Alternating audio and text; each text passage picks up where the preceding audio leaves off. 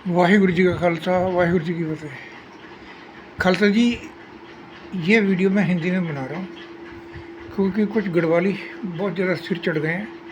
शायद ये अपने आप को बहुत ज़्यादा स्मार्ट समझते हैं, सोचते हैं कि और किसी को उत्तराखंड कैसे बना, क्यों बना और सिख क्यों कहते हैं कि क्या इनके बाप का है।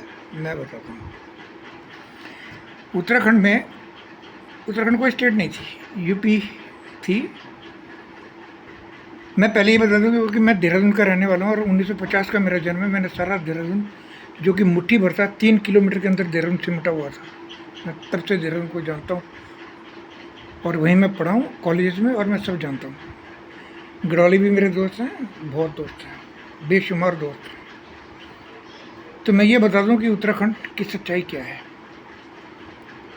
डिमांड उठी थी हाई कोर्ट के लिए, क्योंकि हाई कोर्ट लखनऊ में था, यूपी का हाई कोर्ट, और जोशी मठ या किसी अंदरूनी भाग से उस वक्त सिंगल रोड्स होती थी और बहुत मुश्किल होता था वहाँ से लेकर कोई तारीख पड़ जाए तो उत्तराखंड मतलब हाई कोर्ट में अप्रोच करना, एक तारीख भुगतने के लिए कम से कम 1 हफ्ता लग जाता था।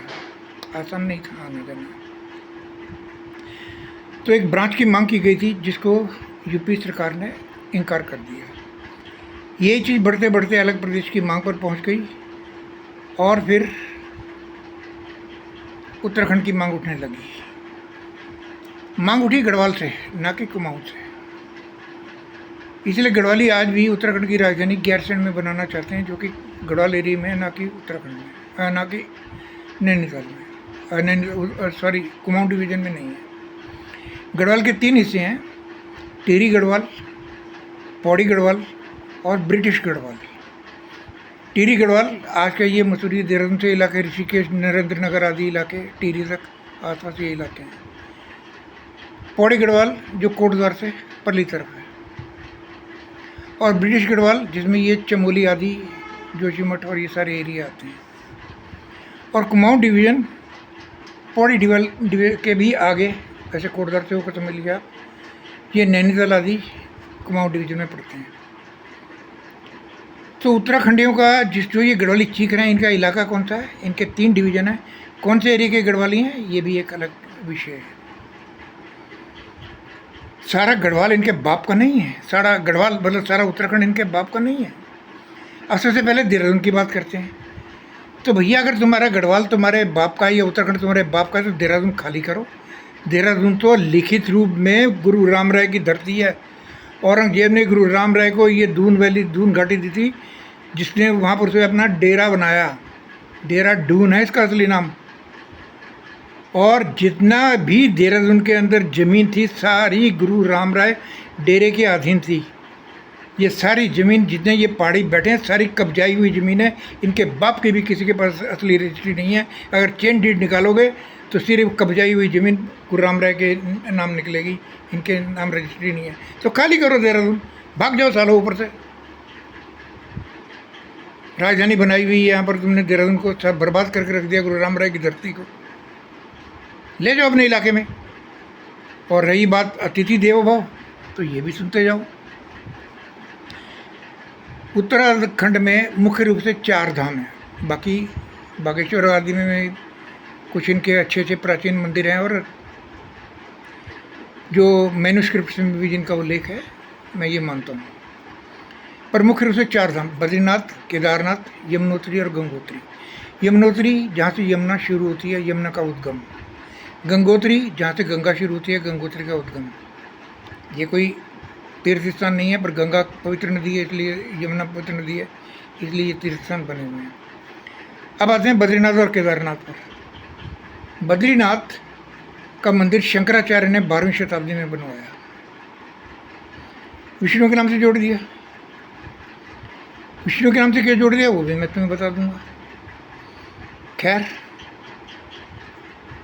अब ये 4 विष्णु चूँकि देवताओं में सबसे बड़े हैं, तो इसलिए ये 4 धाम में मुख्य रूप से पहला स्थान बद्रीनाथ का बन गया। अब दूसरे नंबर पर इनका धाम आता है केदारनाथ। केदारनाथ की कथा सुन लीजिए।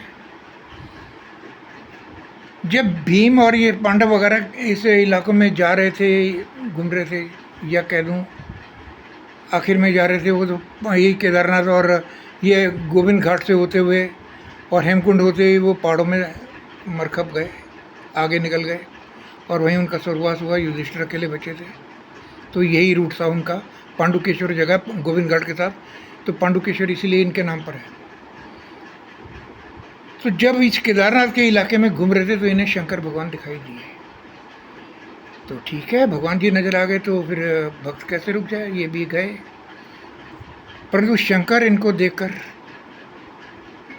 उन्होंने सोचा कोई चारा नहीं है। तो वो भैंसें जा रही थी, तो भैंस बनकर एक शंकराचार्य भगवान शिव जो हैं वो भैंस बनकर भैंसों में मिल गए। तो इन्होंने देखा कि कैसे इनको पकड़ें, अब भैंसों में है। तो पहाड़ी के एक पैर पर इधर और एक पैर इधर रखकर भीम खड़ा हो गया और बाकी के भाइयों को बोला कि भैंसों को मेरी टांगों के नीचे से निकालो, शंकर भगवान मेरी टांगों के नीचे से नहीं निकलेंगे। और ऐसा ही हुआ। जब भैंसों को हाँका गया तो शंकर ने देखा फंस गए हैं, तो उन्होंने ज़मीन में मुंह मारा। भीम ने उन्हें पीछे से पकड़ लिया तो भीम के हाथ में कमर रह गई, सिर उनका जाकर निकला पशुपतिनाथ नेपाल। दूसरे अर्थों में मैं कहूँ कि भगवान शिव उत्तराखंड के लोगों को दर्शन भी नहीं देना चाहते थे, उन्होंने अपनी पीठ दिखा दी इन्हें। अब ये पिछवाड़ा कह दो या पीठ कह दो, करते रहो दर्शन। शिव जी तो निकल गए पशुपतिनाथ। तो यहाँ पर कोई इनके देवता वेवता वास नहीं करते, शैतानों की भूमि है ये। बागेश्वर की भी कथा है, प्रमाण है मेरे पास। मैं पोस्ट में किसी में डाल दूंगा लिखकर, क्योंकि यह वीडियो में लिख दे दूँगा। मंदिर का नाम थोड़ा मैं भूल रहा हूँ। ये जो शिव पुराण में लिंग पुराण की जो कथा आती है ना कि लिंग इनका शिव की जहाँ कट कर गिरा, वो बागेश्वर की भूमि ही थी और वहीं पर वो मंदिर है जहाँ मन्नतें मानते हैं ये लोग। बस सिर्फ ये है उत्तराखंड की भूमि, बाकी कुछ नहीं है। देवता कहाँ होते हैं? देवता शुद्ध मन के अंदर होते हैं, अपने अंदर है आत्मा। भगवान को कहाँ खोजते? भगवान को अपने अंदर खोजो। अंदर तुम्हारे मैल भरी पड़ी है। लुटेरे तुम, ठग तुम, पानी तुम किसी को गिलास पिला नहीं सकते। जब कोई फंस जाए तो तुम उससे लूट लेते हो पैसे। आपदा में फंस गए, डाइजेस्टर में फंस गए किसी उसमें, और जब लोग आ गए टूरिस्ट बाहर से फंस गए तो उसको लूटते हो तुम लोग। तो कहाँ की देवभूमि, कहाँ की देवनगरी? जाओ भैया, माफ़ करो, देहरादून में फंसे हो। हम भी देहरादून के रहने वाले पंजाबी और सिख लोग, सिखों की भूमि है देहरादून। इसलिए अपना काम करो, जाकर ले जाओ अपने पहाड़। वाहिगुरू जी का खालसा, वाहिगुरू जी की फतेह।